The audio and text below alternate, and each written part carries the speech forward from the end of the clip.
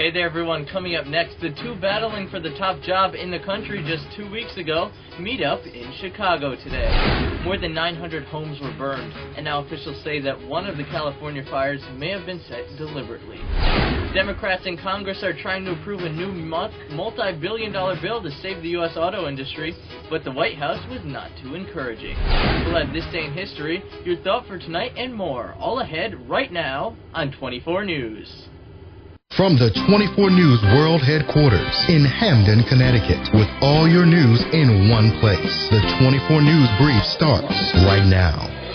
Hey there everyone, I'm Marcus Harun. It's November 17, 2008, and these are your headlines in your 24 News Brief.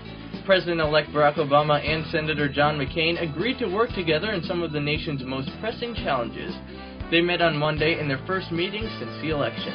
After a private meeting in Obama's offices in Chicago, the two men issued a joint statement saying they agreed that Americans of all parties want and need their leaders to come together and change the bad habits of Washington so that we can solve the common and urgent challenges of our time.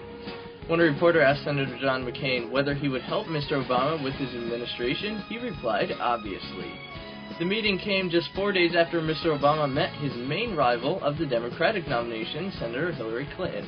He met with her to discuss whether she was interested in the job of Secretary of State. In other news, firefighters will need at least until midweek to get control of the wildfires that have destroyed more than 900 homes and other structures in Southern California. High winds have fanned blazes since Thursday, scorching an estimated of 35,000 acres of land. Sustained winds have been expected to increase on Monday, but locally, gust conditions and humidity in the single-digit range could continue until Tuesday.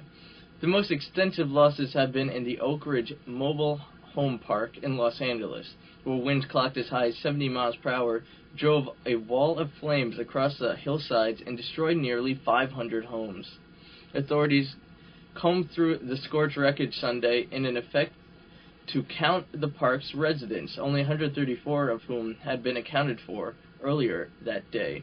No bodies were found during the search, and police believe that most of the living in the 608 mobile homes fled the fire, but he urged those who escaped to call and let investigators know that they survived. Democrats in Congress Monday launched a new bill, multi-billion-dollar drive to save the U.S. auto industry, but the White House warned against draining funds from the huge finance industry bailout. Less than 2 weeks after Barack Obama's presidential election victory, Democrats and Republicans on Capitol Hill clashed in a new showdown over the declining U.S. economy. Democrats unveiled a $25 billion plan to shore up car industry using funds drawn from the finance bailout in the final congressional session of President George W. Bush's presidency. State Majority Leader Harry Reid accused the Treasury Secretary Henry Paulson for refusing to adapt a huge bailout to aid an auto industry which millions of jobs depend. And on this day in history, in 1970, the Soviet Union landed an unmanned remote-controlled vehicle on the moon. And think about this quote: "The greatest pleasure in life is doing what people say you cannot do." I'll leave you with that. Check out 24newsnow.com for all your news in one place. I'm Marcus Harun, and have a great week. I'll see you later.